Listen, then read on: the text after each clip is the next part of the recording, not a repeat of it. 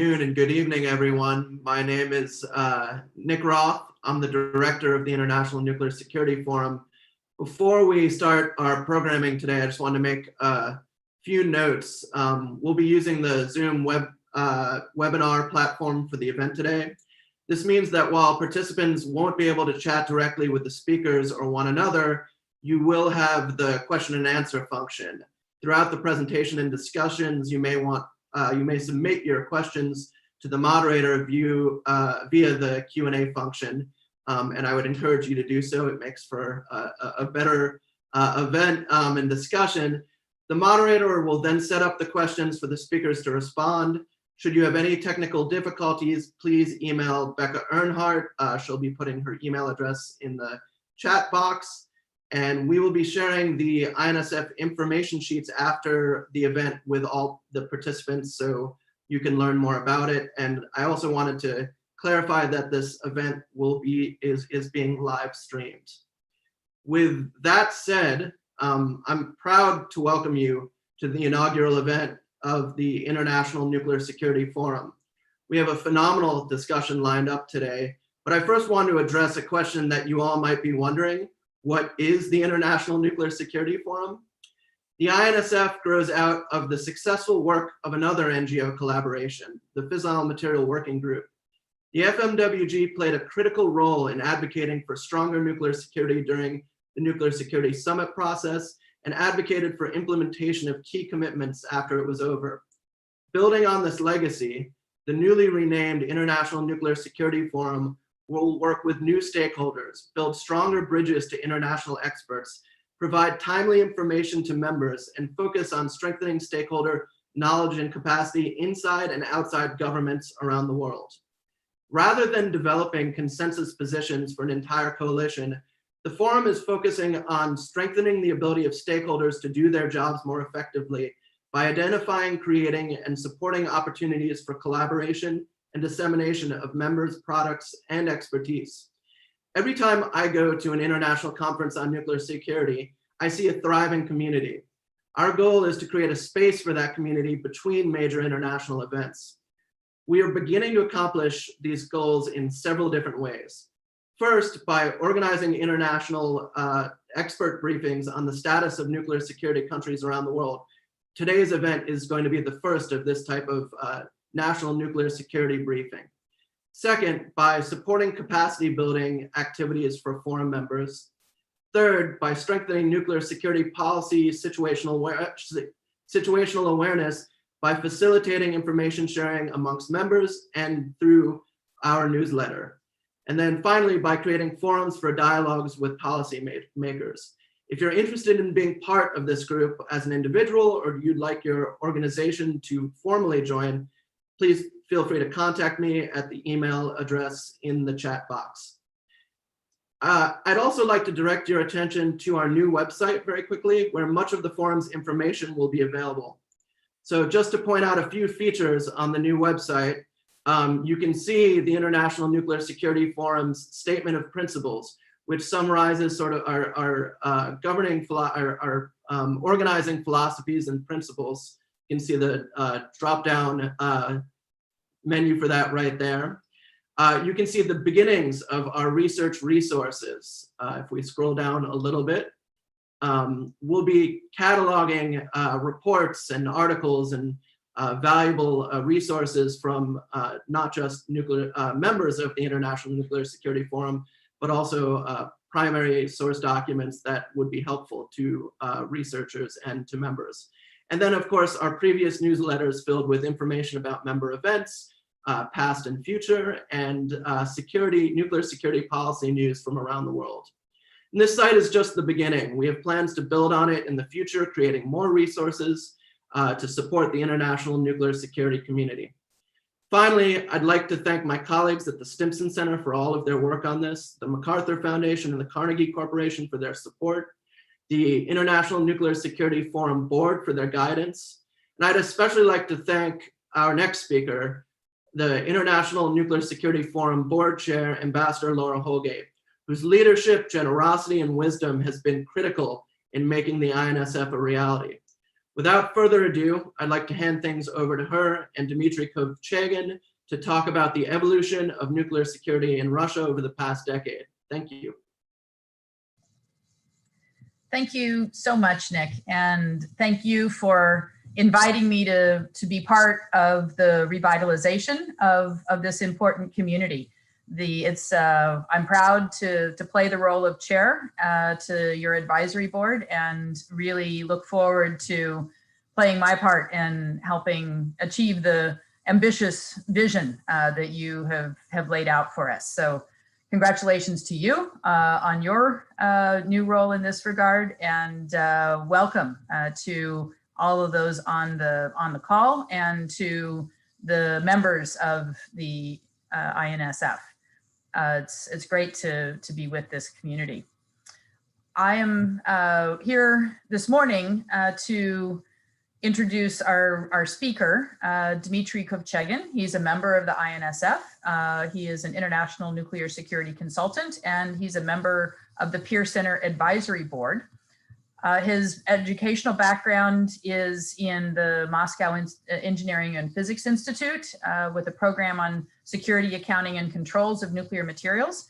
And he is therefore one of these rare people who are actually made a career of what they actually studied in university, and the world is better for it. I've been working with and around Dmitry for a decade and a half at least, in part beginning with his work on supporting implementation of multiple nuclear security cooperation programs between the United States and Russia, and with other former Soviet countries, when he was a consultant at the Moscow office of Booz Allen Hamilton.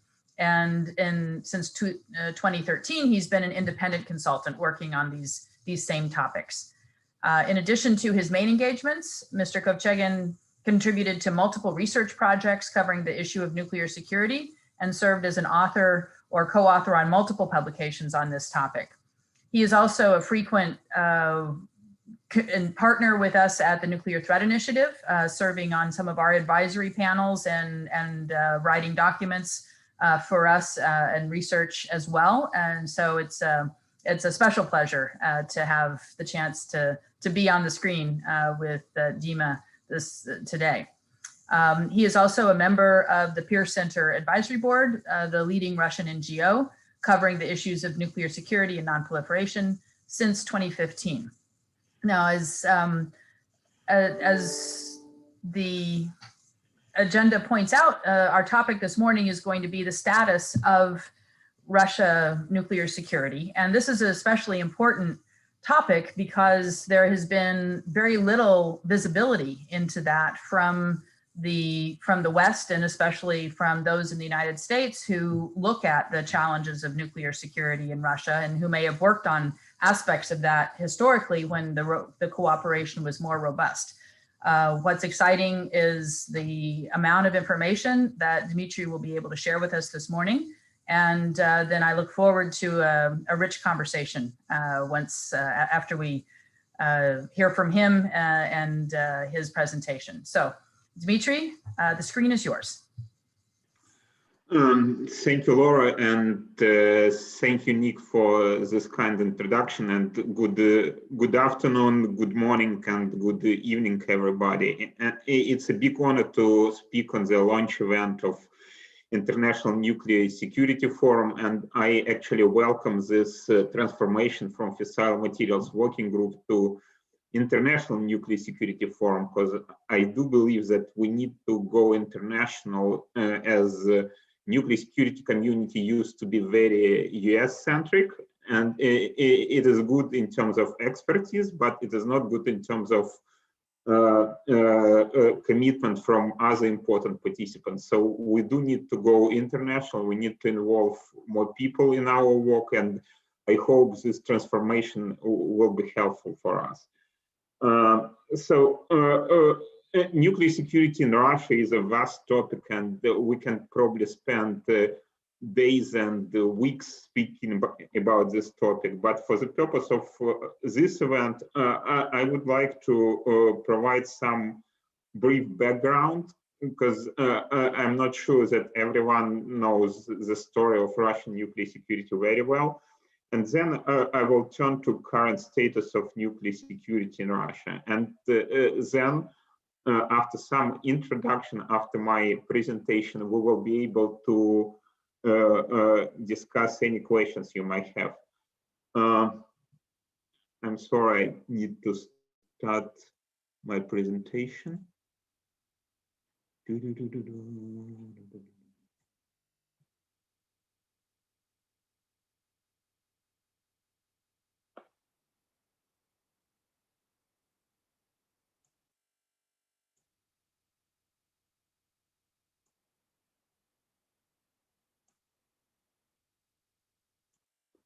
Yes, now I'm live.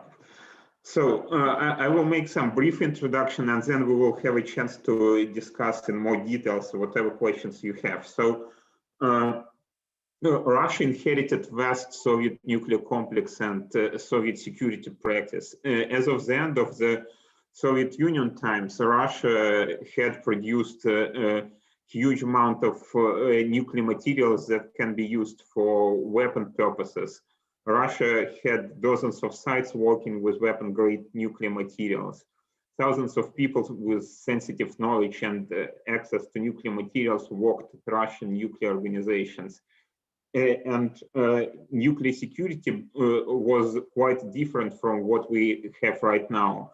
One might think that nuclear security is a relatively new topic for Russia, but as long as Russian nuclear industry started developing since late 40s, it had also developed some strong nuclear security practices that were adequate for Soviet Union, that were based on closed society and tight security services oversight. But then collapse of the Soviet Union led to a set of unique nuclear security challenges, and past approaches to nuclear security became inadequate to new social, political, and economical environment. And this created a set of challenges that Russia faced in early 90s. And these challenges were the need to provide for security of nuclear materials and sites, handle excess nuclear materials that were in the past used for nuclear weapons or intended to be used in nuclear weapons, and preventing brain drain of experts with nuclear weapons expertise to rogue states or terrorists. And another challenge was environment remediation of the issues that were driven by the work of the Soviet and Russian nuclear industry and nuclear weapons complex. And international cooperation that started in early 90s helped to resolve many issues. And unfortunately, cooperation was largely suspended in 2014-2016 due to political reasons. But many cooperation goals had been achieved, and many issues have been resolved by them. But there is still some scope of cooperation. And one important thing I would like to draw your attention to is cooperation itself facilitated the establishment of nuclear security as an independent area of activity. And I actually believe that international nuclear security, the concept of international nuclear security as we know it right now, was actually born out of the cooperation on nuclear security between the United States and Russia. So now when cooperation ended, we face a number of important questions about Russian nuclear security. First question is, can Russia maintain achievements of nuclear security cooperation with the US and with other countries? Second question is, what are the chances of reducing stockpiles and reducing use of weapons usable nuclear materials? And Third question is how do we actually resume cooperation, and how do we facilitate cooperation in a way that is mutually beneficial both for Russia and Russian partners? One thing I want to highlight is that now much more information about nuclear security in Russia is openly available, because in the past, cooperation between Russia and the United States was probably the only reasonable source of information about nuclear security in Russia. And we learned about nuclear security in Russia through presentations and papers delivered to the INMM, Institute of Nuclear Materials Management, the main nuclear security professional society, and similar events, conferences, and so on and so on. Now we have much more information that is available about nuclear security in Russia. First, there is a general trend to greater information availability. Second, all the key regulations in the area of nuclear security are publicly available, not only to nuclear security professionals, but to general public as well. Third, reporting from the government authorities such as Rosatom or Rostechnadzor, Russian nuclear regulatory body, is much better these days than it was in the past. I cannot say that they devote quite a lot of attention to nuclear security in this reporting, but it is still much better than it was before.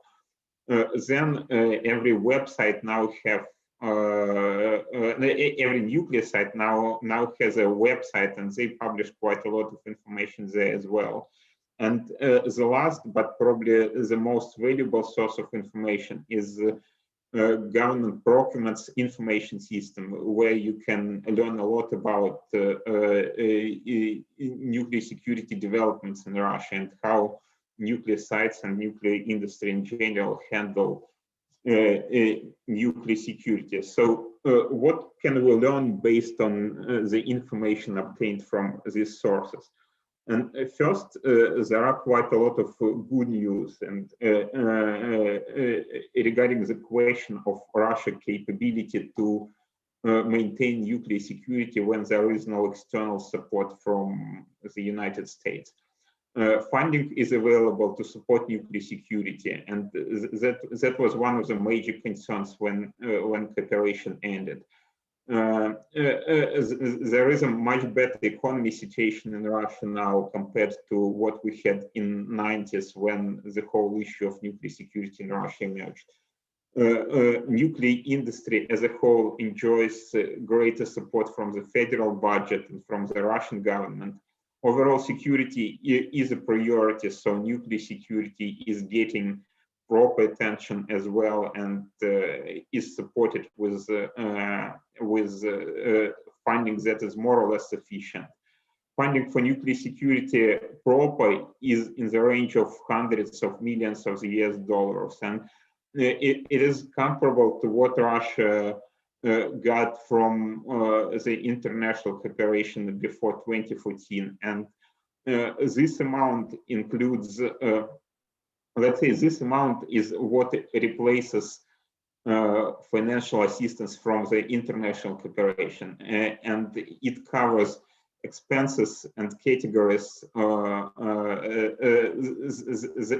are very specifically related to nuclear security, such as training of nuclear security personnel, buying security equipment, and providing nuclear security upgrades. And if you take into account broader pictures such as pro forces, law enforcement authorities, and other budget lines, then funding for nuclear security will probably be much greater than this. But unfortunately, now there are signs of funding decline in Russia overall and in nuclear industry in particular, and this creates some risks. Some risks for funding of nuclear security in the future, but now situation is more or less good, I would say. Then next good news is that nuclear security improvements at Russian nuclear sites continue regardless of the absence of foreign eye and outside support. There are improvements going on in the area of nuclear security national infrastructure. New and revised regulations and guidelines are developed, issued, and delivered to nuclear sites. Federal Information System, which is National Registry of Nuclear Materials, is getting proper support from Rosatom and from Russian government. Centralized transportation control and security system that was established and developed with the US support during cooperation is now independently maintained by Russia. There are sufficient response capabilities and training capabilities in Russia that can provide proper knowledge and skills to Russian nuclear security personnel. From what we know right now, nuclear sites implement regular upgrades to replace outdated equipment, as well as in response to changes in threats and regulatory requirements. New technologies are introduced in nuclear security practice, such as drones, virtual reality, biometric identification, and much more. In fact, recently we learned that one of the key Russian nuclear sites issued a dedicated regulations that covered the use of drones in its area. So this means that new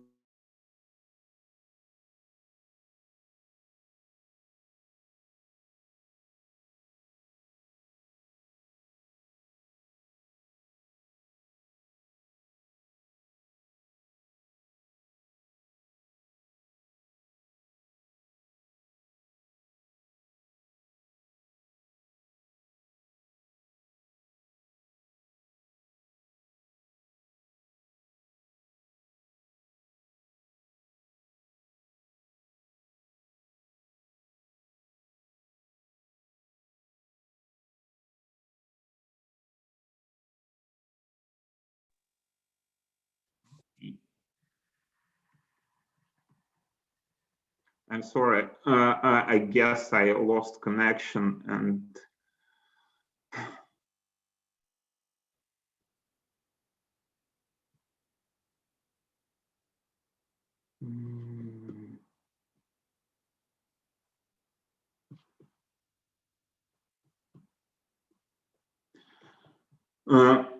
so, as I said, there are good news about nuclear security in Russia, but there are some not so good news, and there is room for improvement, and more priority is given to operations and safety on nuclear sites compared to nuclear security. And when we read annual reports from Rosatom or from Rostechnadzor, they cover issues of nuclear safety in much greater details than nuclear security.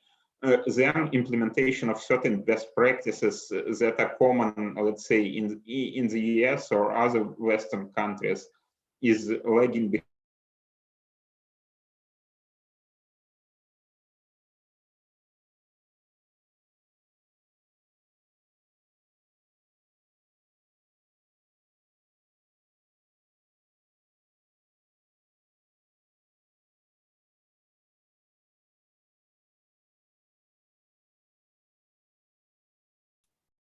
So it sounds like we're having a little bit of technical difficulties right now. Bear with us for a moment.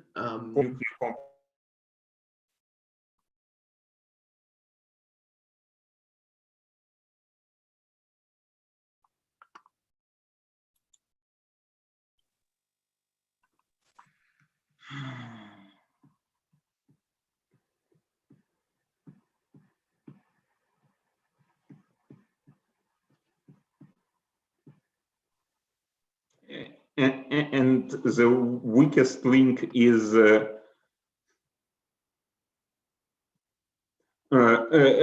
weakest link with regard to nuclear security in Russia is human factor. And here I would like to draw attention to pervasive corruption, which is historically one of the main Russian problems. And second is the issue with the nuclear security culture. And at this slide, I want to provide just two examples, but there are much more. And well, good news is that these examples are not specific to nuclear security personnel, and nuclear security personnel is pretty reliable, but it is more applicable to other personnel working at Russian nuclear sites, including management level of Russian nuclear organizations. Second major issue is reducing stocks of nuclear materials. This slide covers stocks of highly enriched uranium,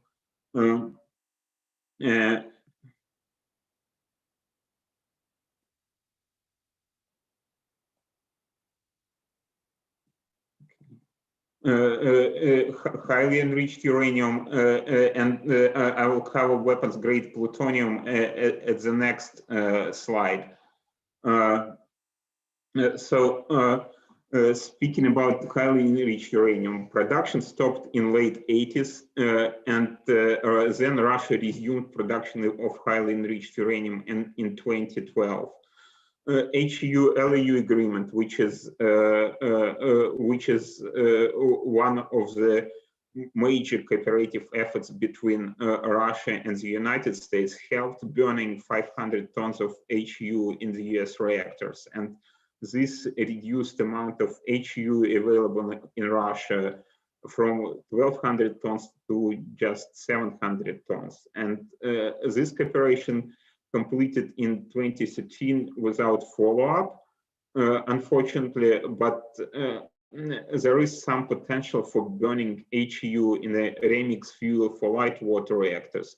And this is reasonably new technology that has been developed right now in Russia, and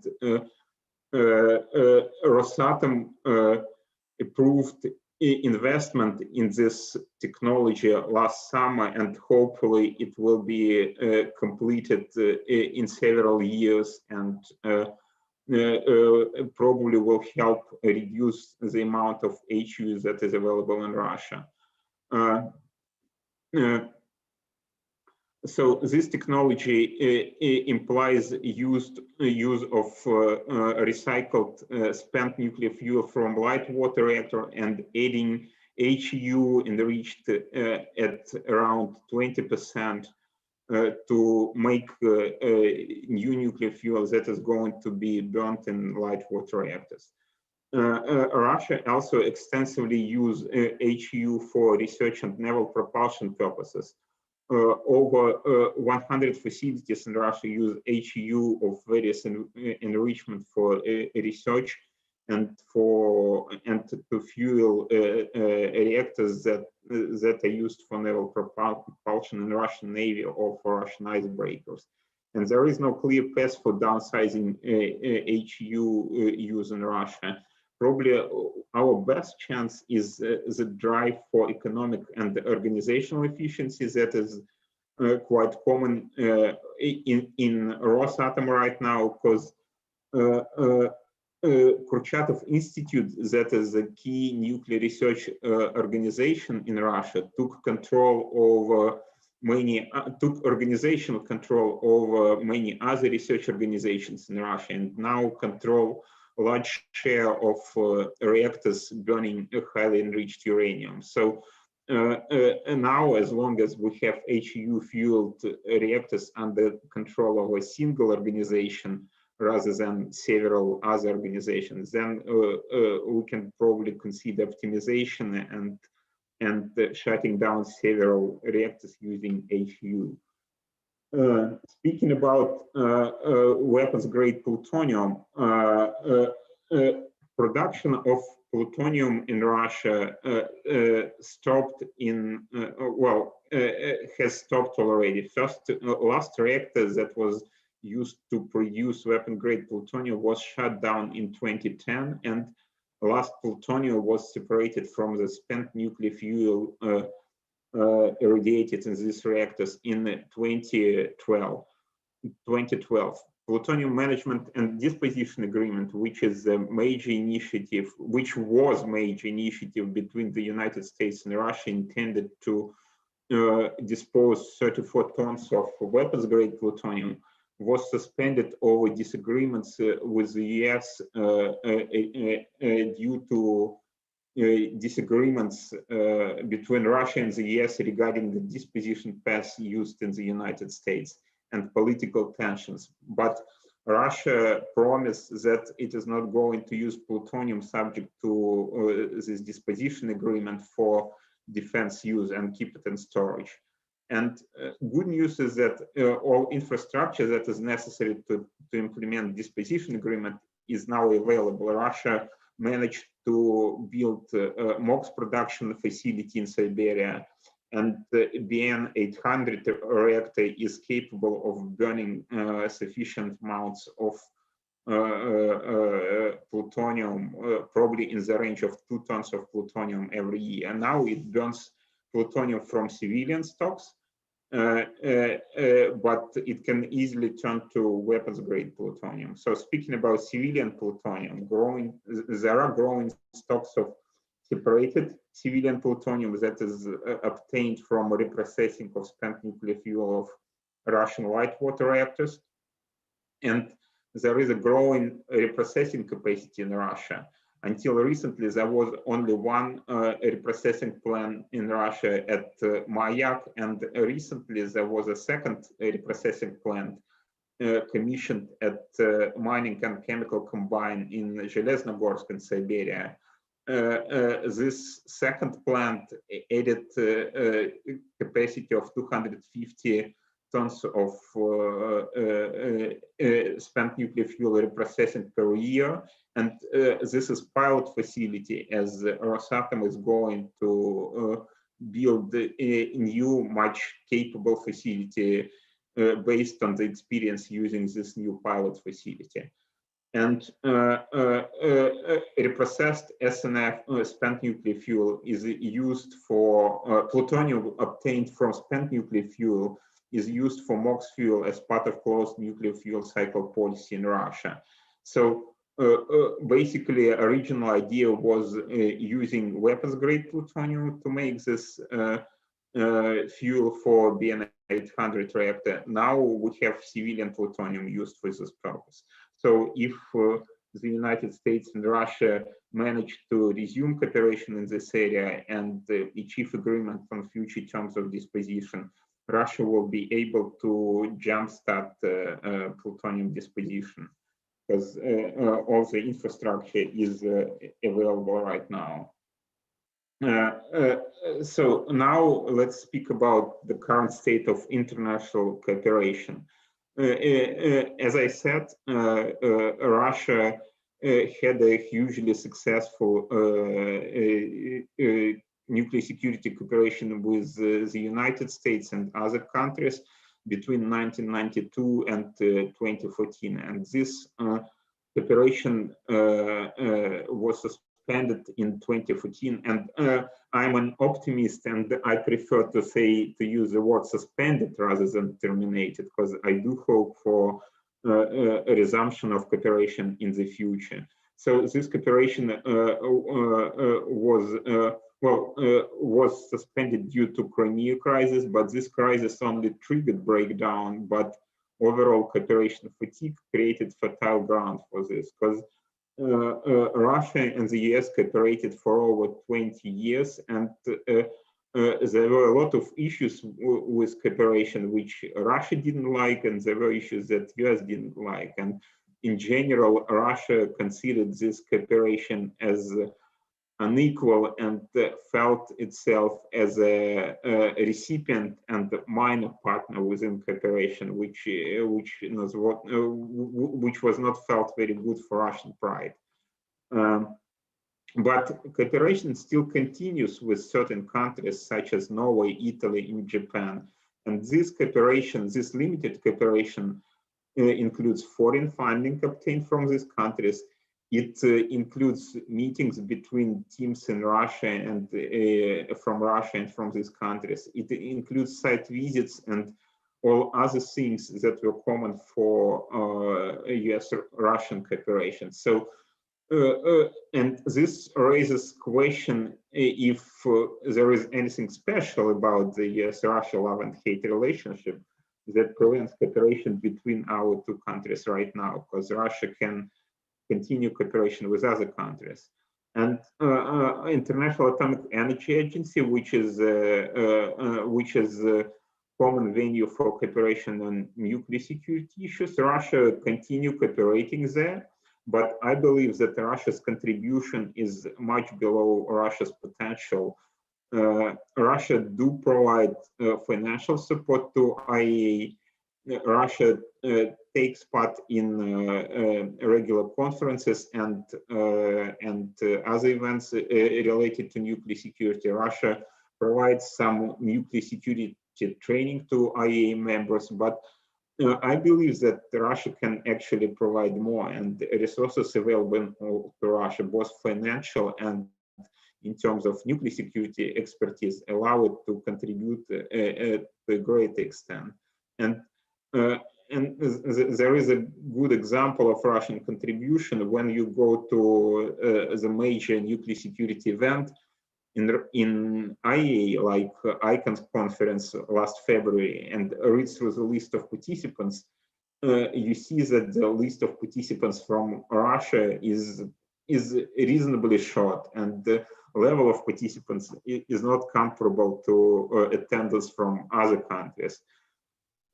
So there were issues with past cooperation, but there were some good things as well. So the question is how we proceed in the future and how we get rid of the best water of our mistakes, but keep the baby of good things from that cooperation.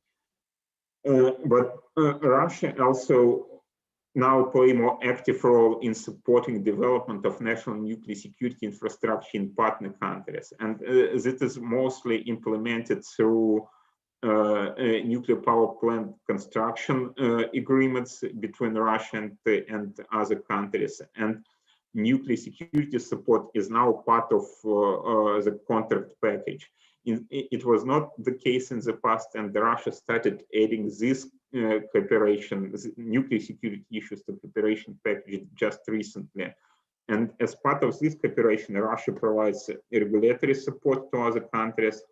It supports personnel training, as well as provides support and advice in designing nuclear security systems on site.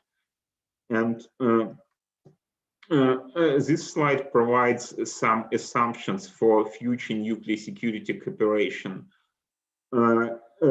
and some ideas how we can handle nuclear security between Russia and the world in the future. First, I believe we need to understand that Russia is now normal country from the nuclear security standpoint.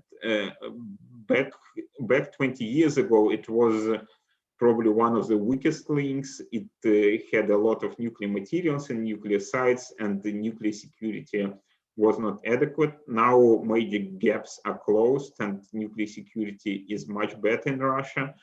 There are some issues, but they are not as bad as it was in the past, and they're comparable to what is available in other countries. Second, we need to understand that Russia has both a lot to share and a lot to benefit from cooperation. And this is something that needs to be understood by Russian partners, but by Russian side as well.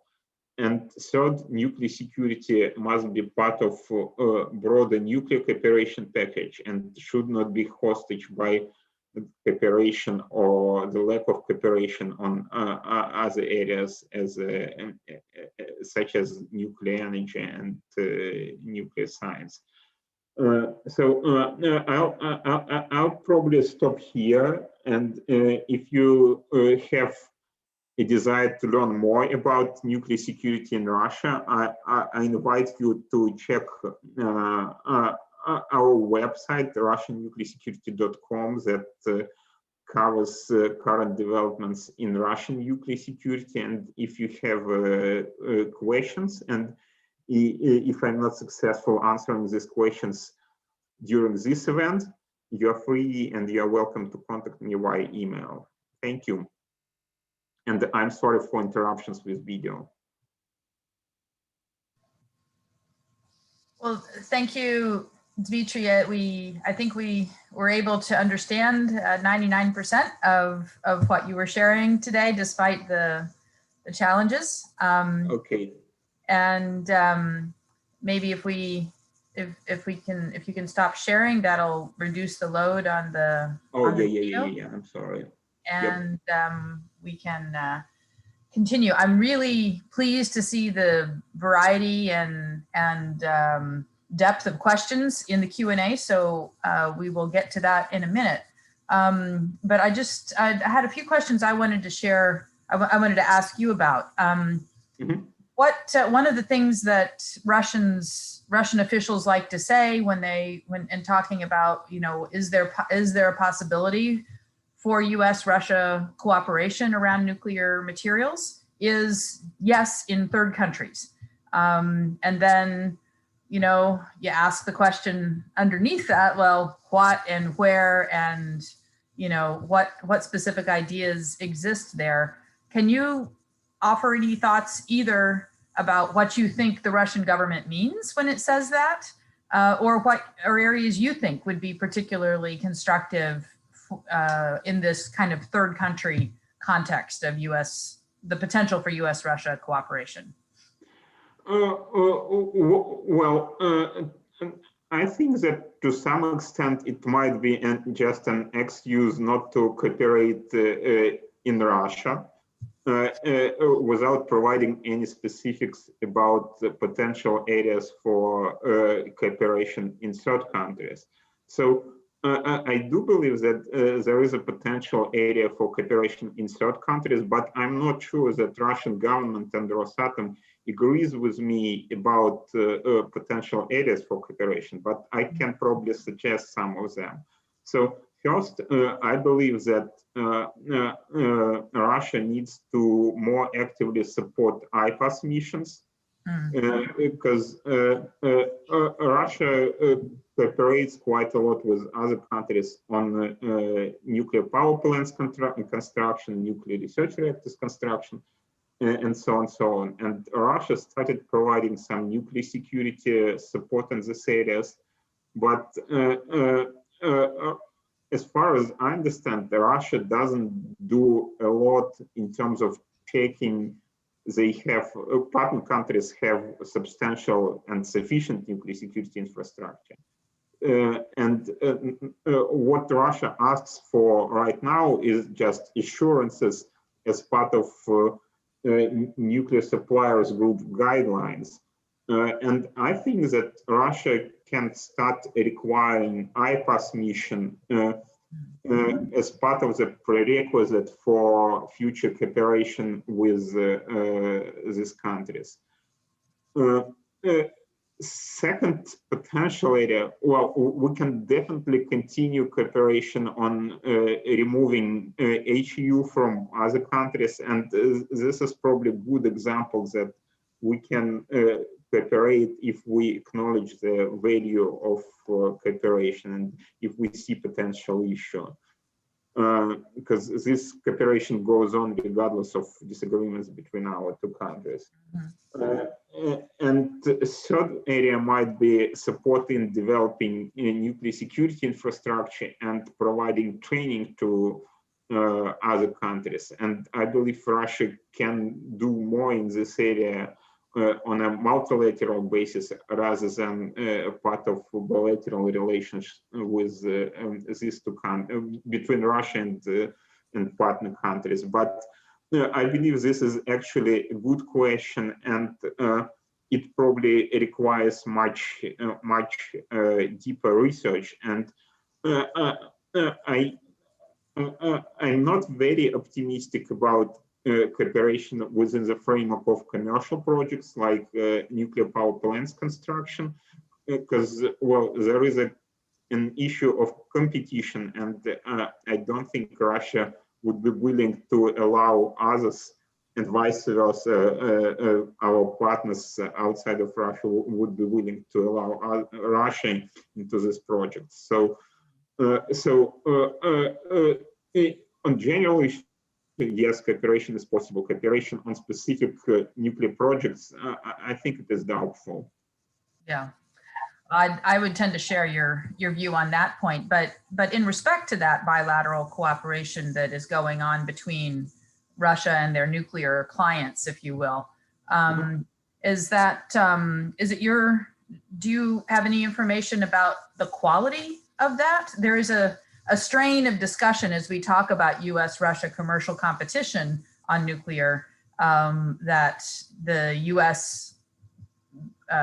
Supplied countries, will incorporate the U.S. contexts and concepts around nuclear security, and that will be better than what they would get from Russia.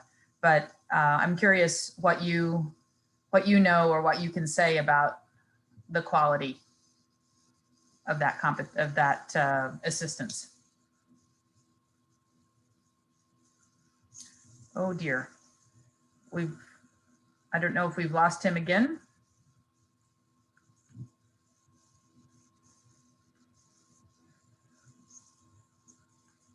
We'll give him another minute or two.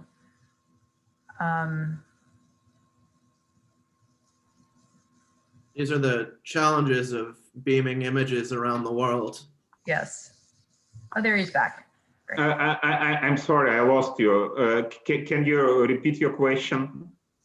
Sure. I'm just curious if you how you would compare the nuclear security support that Russia offers to its commercial client states to the nuclear security support that they, or in concepts, the quality of that they would get from cooperation with US or France or China or other nuclear vendors?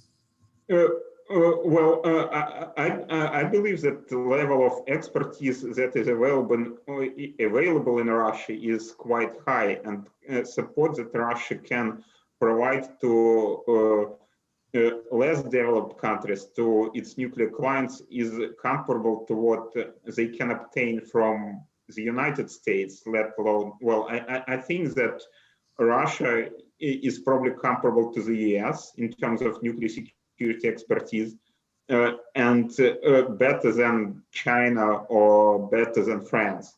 So if Russia is willing to provide this support, then quality of this support will be quite high, and definitely sufficient for nuclear power plants and types of facilities that are being built there. But the question for me is if Russia willing to push this support and to insist that those countries learn from Russia, learn from other countries, and get the support. And this is a question I want to ask from you, or probably from other American people on the audience, is how intrusive US is in terms of inspections it requires under 123 agreement in terms of nuclear security. Because, well, at least we know that the US asks for some inspections, but I don't know how good they are and how tough they are. Russia doesn't ask for inspections, but if, well, there are some good inspections under 123 agreements, then we can probably use this as an example. But I believe that adopting IPAS as a precondition would be good practice. I absolutely support that proposal about IPAS. I can say in terms of US, inspections isn't the word, it's a visit, confirmation visit, but it is legally required before we export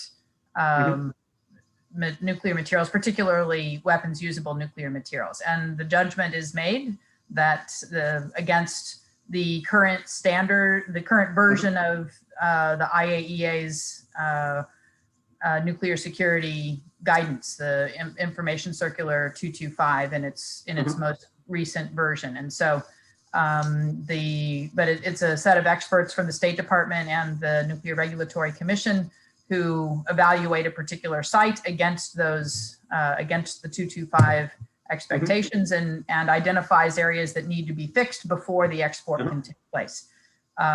So it's reasonably rigorous, and but not every country is capable of that, and so that is certainly an interesting question. There was a question in the Q&A about the nuclear suppliers group. I think this is one place where there is a very opportune engagement of the nuclear suppliers group in terms of really implementing the the condition of supply. Nuclear security is a condition of supply, which is stated in the nuclear suppliers group, but it's very seldom actually confirmed. So I think that's a really interesting idea of broadening the IPAS missions as an element of that NSG commitment. Summing up my response, I would say that Russia's expertise is sufficient to provide within the framework of this cooperation, but Russia needs to push this more and to require more from their partners.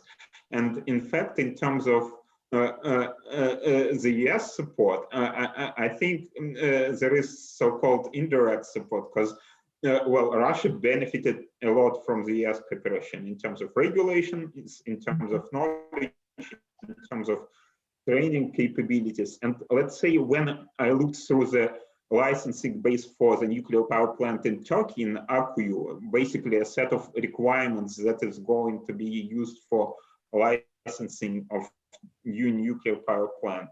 This set of requirements included references to a lot of Russian nuclear security regulations that was developed with the US support.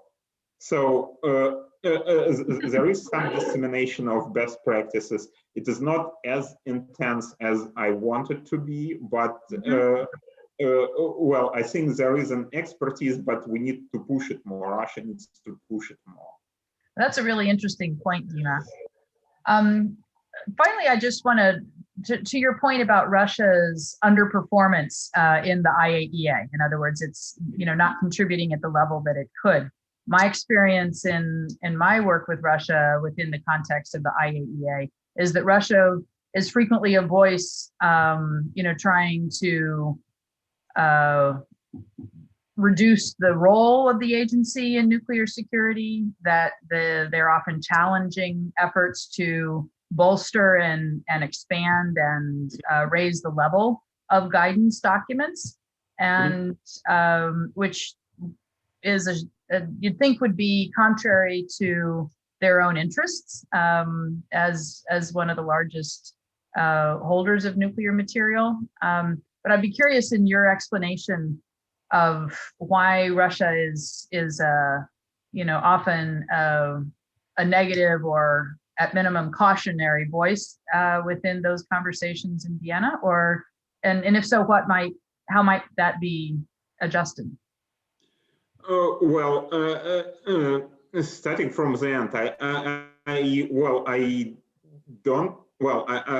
have no silver bullet answer, and I don't know how this can be adjusted. And I honestly do not understand the position that raising nuclear security to higher levels within IAEA can be bad for Russia. I think it can be good for Russia, but my guess regarding the reason for Russian behavior would be the legacy of suspicions towards the West and the United States in terms of nuclear security, and Russian unwillingness to share its nuclear security practices, whether it is the bilateral relationships or whether it is multilateral venues as IAEA. But I agree with you, and I do not understand this Russian position. And my approach to this would be trying to explain that this is actually good for Russia, and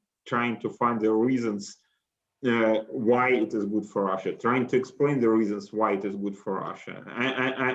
I'm trying to work on this, but I'm not extremely successful so far.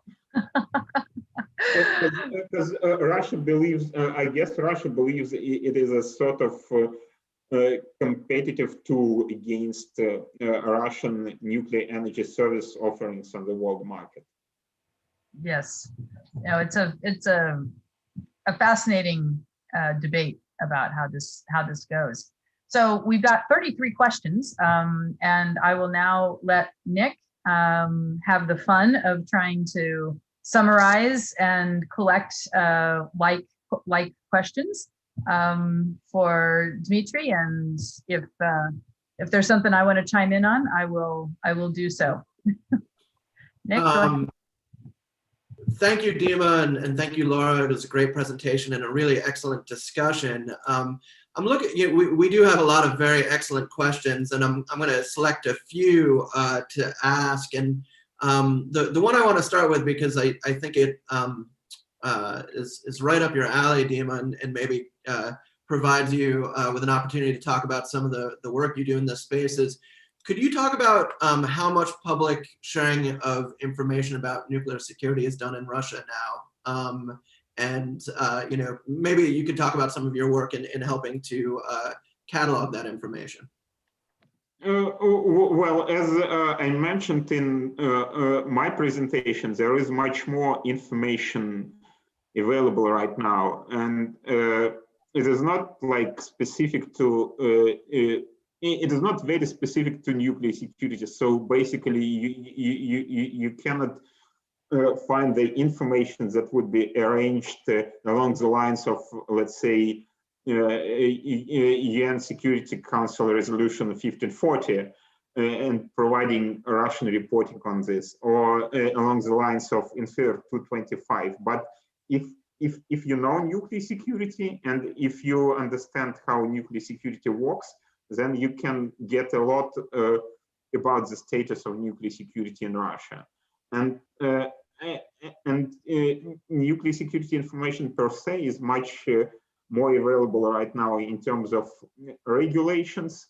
So basically, you can learn a lot about nuclear security requirements that are imposed in Russia at Russian nuclear sites. You can get some information about the status of nuclear security at Russian nuclear sites from Rostechnadzor reports. Rostechnadzor is a Russian nuclear security regulatory body, and this information is not extremely detailed, but it provides some valuable insights about the problems that are available in Russia. And in terms of the information available from Rostechnadzor, Rostechnadzor says that actually there were no thefts or leakages of nuclear materials in Russia over the last years. So that's good news, and I do hope we can believe this information. And in terms of additional information, we're trying to work with this detailed and very technical information. I mean myself and my team, and we disseminate it through our website and through series of news updates, trying to make this information more digestible to the people who are not that well versed in nuclear security and Russian nuclear security in particular. I hope this answers this question, but well, basically, I would welcome everybody to check our website and approach me with more specific questions if you have them.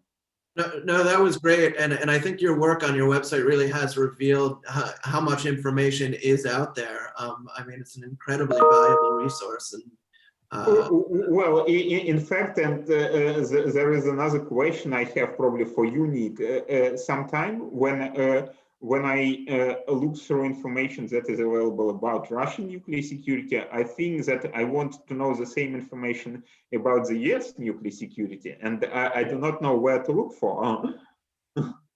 No, I think that's an excellent point. You know, as far as I know, there isn't anything as comprehensive as what you do, and that's updated as regularly. in the United States or other countries? And if there is, I would encourage people in the chat box to share that resource, because I think it would be helpful to have these kinds of updates in countries around the world. Nick, if I could just make a point on that regarding Russia's, our review of Russia for the most recent NTI Nuclear Security Index. Russia still sits at 16 out of 22 countries that have more than 1 kilogram of highly enriched uranium. A lot of that is just because they have so much material in so many sites. But if you look at where they improved in this last 2-year period, it's a lot of it is in the international assurances area. That's their most improved area. And so that is, you know, in some ways a bolstering to the point that Dimitri's making, that there is more information available now than has historically been the case. So,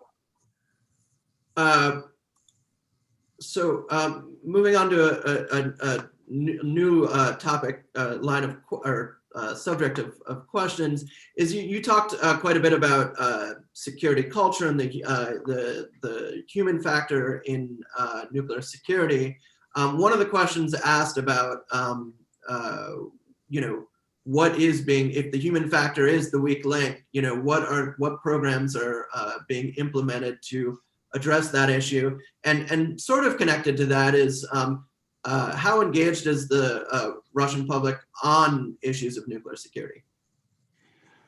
Yeah, well, I would say that Russian public is not engaged on the issues of nuclear security, and a level of discussion on nuclear security in Russia is nothing comparable to what you have in the US. Well, except myself, well, I know Peer Center and I know CNES, Anton Khlopkov's research center that provides some good information and that contributes to public discussion on nuclear security matters.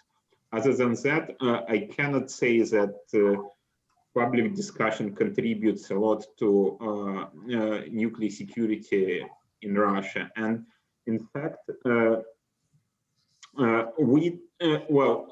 basically there is a Russian regulatory requirement that when, let's say, Rostechnadzor is going to issue a new regulation, they must publish it for public review. And they do this, and they do comply with this requirement. So everybody can comment on this published regulations. And most of the comments are typically coming from nuclear organizations.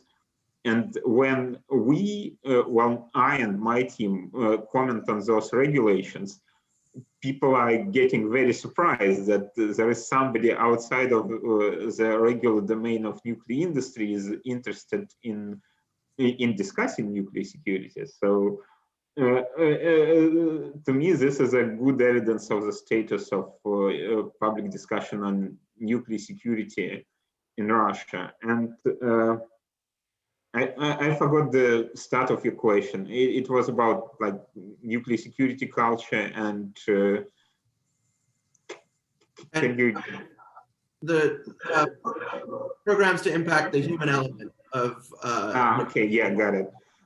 So what we see right now is that Rosatom, which controls well, lion's share of nuclear materials and nuclear sites in Russia, has a very strong anti-corruption program, and it was well, if memory serves, Transparency International acknowledged Rosatom contribution and the Rosatom effort on this. So it is probably much better in, well, situation with the use of government funding is probably much better in the Rosatom compared to other industries in Russia, but still it is not perfect, and there are quite a lot of cases when people with responsibility for money abuse them and trying to steal them. And second issue, that second thing that we see is that Russian nuclear organizations spend a lot on personnel checking and testing. So basically, they buy a lot of mental health and drug tests. They check if personnel is capable and well reliable enough to work for nuclear security. But then, as I mentioned before, there is a nuclear security personnel and there is other personnel at nuclear sites. And even if nuclear security personnel works well, this doesn't guarantee 100% nuclear security if other personnel doesn't understand the importance of nuclear security. And I quoted the case of Serov employees connecting supercomputer presumably used for weapons purposes to internet, trying to mine bitcoins.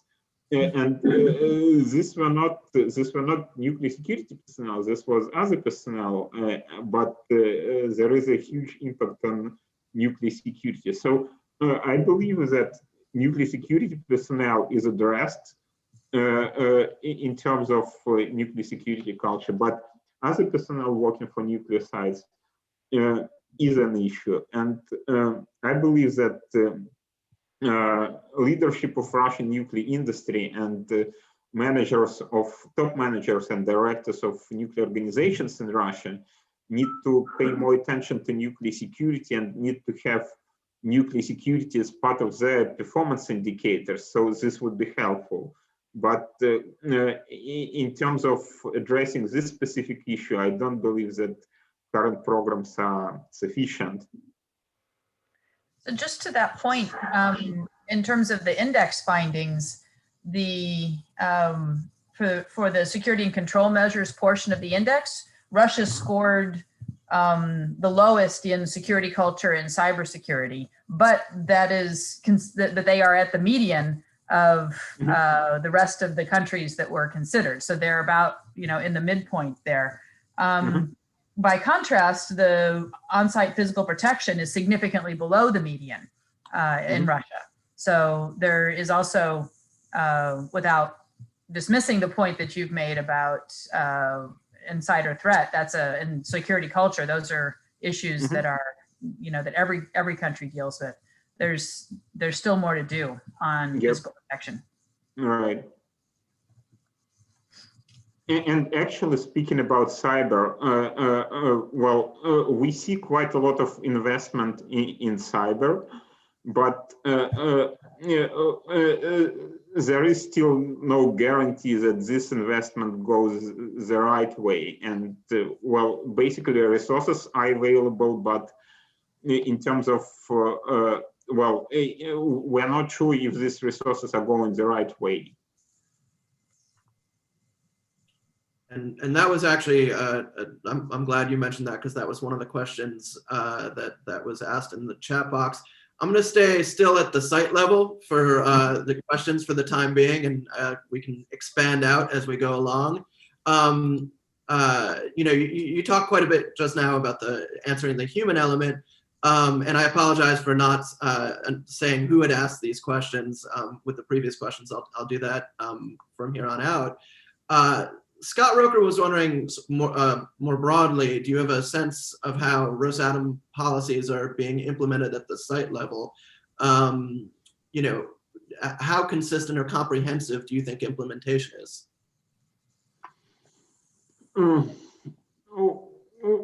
I think they are reasonably consistent because, the way it works in Russia is somewhat different from the way, let's say, it works in the United States. Because as far as, at least in terms of national labs complex, and it is totally different from a nuclear power plant and nuclear energy generation, which is private in the US. Because in Russia, there is a form of M&O, management and operation contracts between Russia and between Rosatom and nuclear sites. But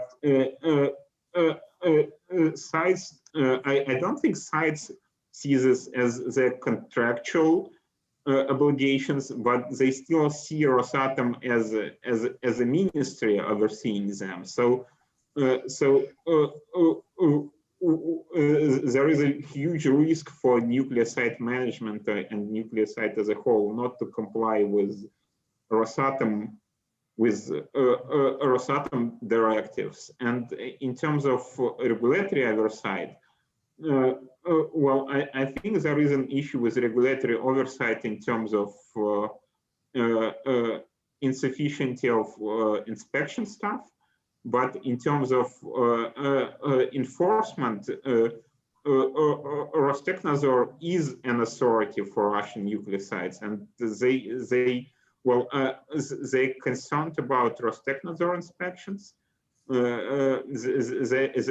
are looking for Rostechnadzor advice, and they do as good as they can to try and avoid sanctions from Rostechnadzor or from Rosatom. So I would say that compliance is available, and implementation at nuclear sites is pretty consistent with what Rosatom wants its sites to do. And I actually believe that, one of the good news is that Rosatom agency level inspection program, it is not a regulatory oversight, but Rosatom,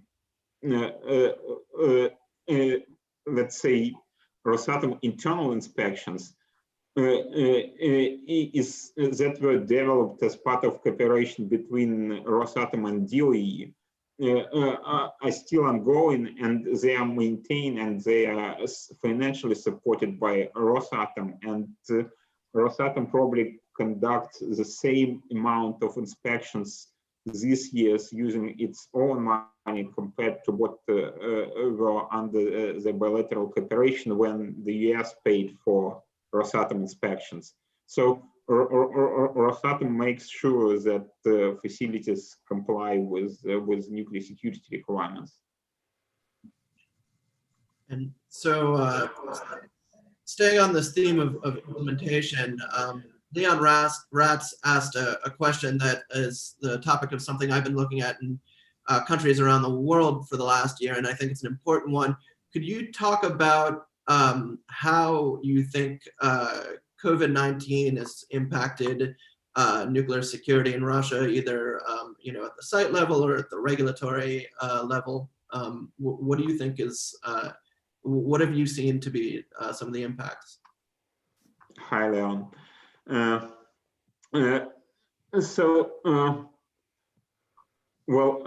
I think we do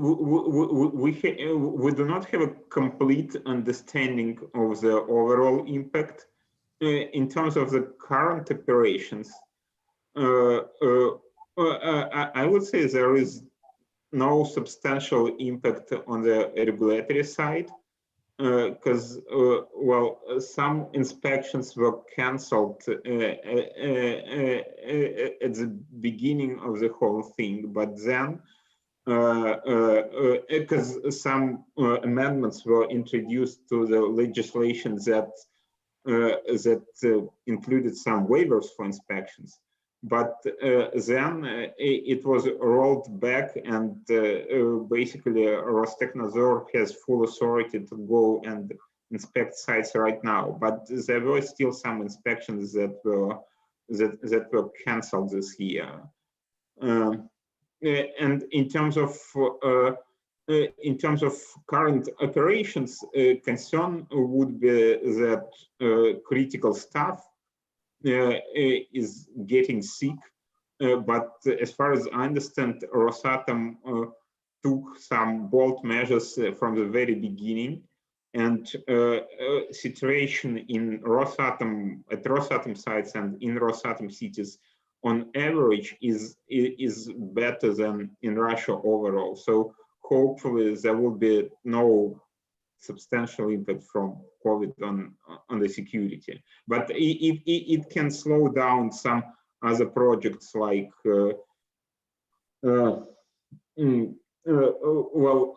like new reactors and new fuel developments, let's say, but no direct impact on nuclear security. And we have a number of questions about material stocks in Russia. So I'm going to touch upon a few of them. There's one question about just the fundamental reason for Russia to keep producing HEU, and I think that's a good issue to address for the audience. And then there are a number of questions about, and I should say that was Artem Lazarev who asked that question. And then Matt Bunn has a number of questions about use of HEU in reactors, and then also the reprocessing at Zeleznogorsk, and what process is being used there. I was wondering if you could talk a little bit overall about efforts to continuing efforts to use HEU and plutonium, and or efforts to consolidate. Speaking about consolidation, well, as we know, there was some consolidation effort as part of the US-Russian cooperation, and some nuclear materials were consolidated to a fewer number of sites. And as far as I understand, this trend continued after cooperation suspended, and this was driven by the desire to increase efficiency of the Russian nuclear complex. And there were some decisions made in terms of sharing responsibilities between nuclear sites for defense and civilian areas of activities. And defense activities were limited to I believe 8 organizations within the whole nuclear complex in Russia, and this helped reduce the amount of sites where nuclear materials, weapons usable nuclear materials, are handled. So there is some consolidation going on. Speaking about downsizing the fleet of nuclear research reactors using HEU. Well, as I mentioned, the path is unclear, and Russia claims it needs all those reactors for research purposes. But I think that there is some chance that the amount of research reactors using HEU in general will be slowly reduced, just because of Rosatom willingness to Russian government overall to increase economy effectiveness. As I mentioned, in the past there was a handful of research institutes that operated research reactors using HEU, and Kurchatov Institute was just one of them. And there were a set of additional institutes. And several years ago, Kurchatov, there was a big reorganization that gave Kurchatov Institute an authority over other nuclear research institutes. And they basically organizationally became part of Kurchatov Institute.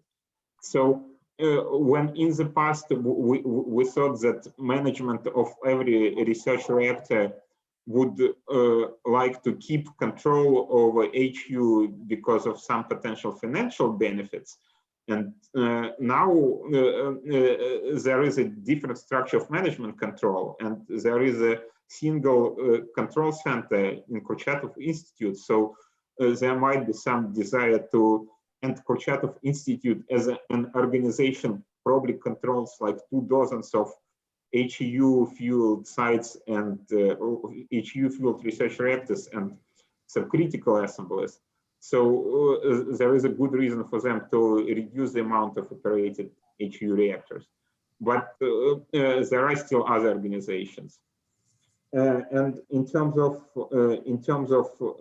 new production of HEU, I was actually surprised to learn about this, and I learned about this just recently. And Russia claims that they need new HEU fuel for naval propulsion and for nuclear research. And I believe that naval propulsion can be the main reason, because Russia and Rosatom has a big program for building nuclear icebreakers fleet. So this might be the main reason behind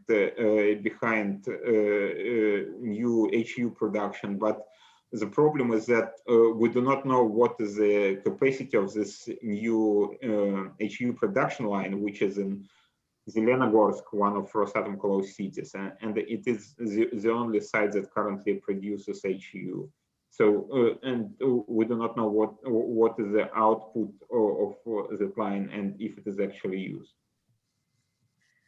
The one additional reason, or one output of that plant that's making HEU is to fuel the the German FRM2 research reactor, which requires weapons grade HEU in its current form. And they have so far been unwilling to contemplate serious conversion to lower grades. So that's an important challenge. But I also think it's worth pointing out in terms of these questions about reducing the use of HEU in civilian research facilities, is that the Russian official position is that HEU in Russia is not a proliferation threat. And it is their right, which of course is true, to use any kind of HEU, any kind of fuel they wish in their own reactors. And because they're a weapon state, they're not subject to safeguards review. So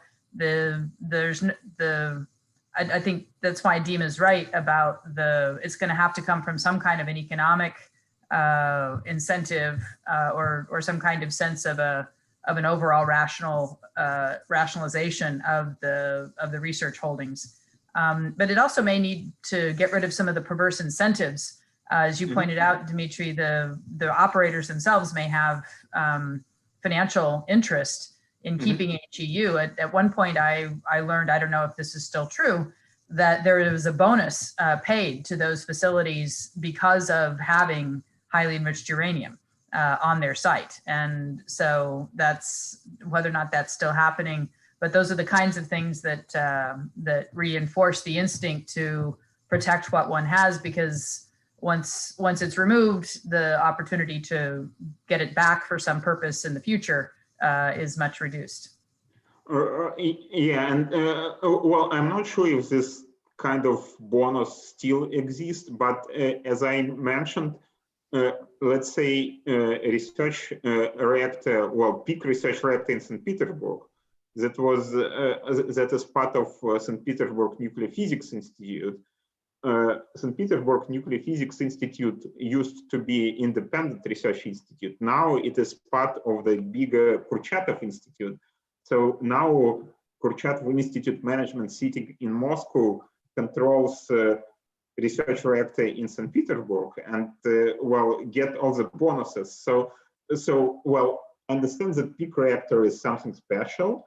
But in terms of other smaller reactors, probably we have better chances of shutting them down just because, Kurchatov Institute has no rationale of keeping them just because it has control over them.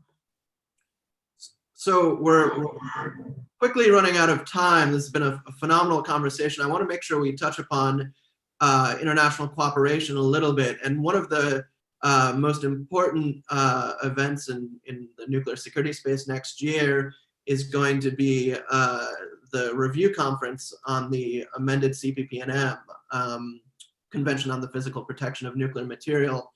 And there's a question for you, Dima, about how Moscow is approaching the review conference, but I think it's actually a good question for both of you, both the United States and Russia. What has the approach been, and are there things you would like to see both countries do running up to the amended CPPNM review? Well, I would say that Russian approach is pretty formal. Well, Russia believes that CPPNM is an important instrument.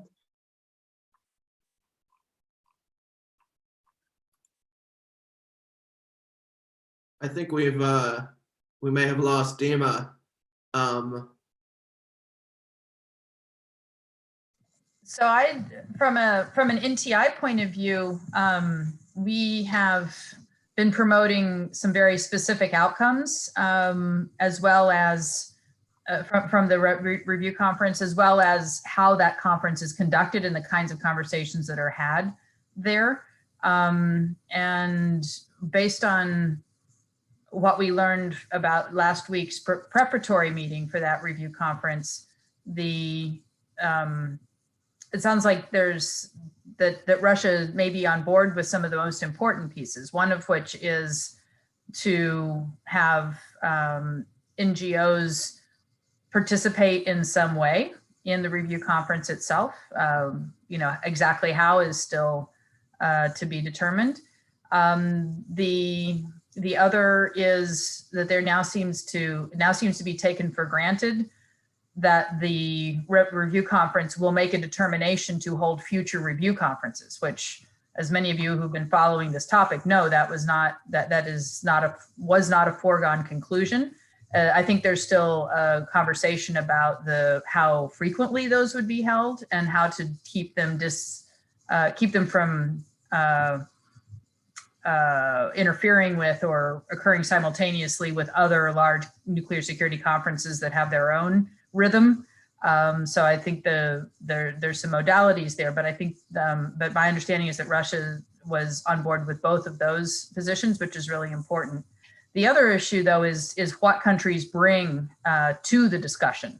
There needs to be a discussion of the adequacy of the treaty, which pretty much everyone agrees, yes, it's adequate, but to talk about why each country has come to the conclusion about the adequacy. What is it? How have they been able to apply the treaty provisions to the changed nuclear security environment from when it was first negotiated and even when it was amended. So that to have Russia speak substantively and concretely to that would be a really valuable point. The other point is, of course, on implementation and how countries are characterizing, coming to the conference with a significant and substantive discussion about how they implement the treaty. What would be great, though, is to have Russian advocacy for countries to submit their information that's required under Article 14 of that treaty.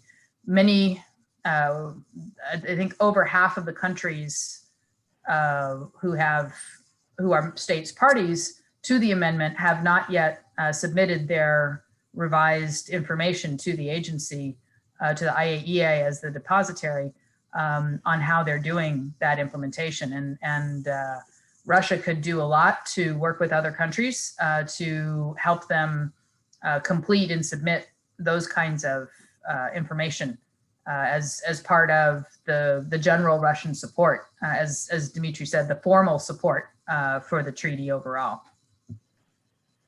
And we need to wrap up in the next couple minutes, but Dima, I'll let you provide a quick comment. And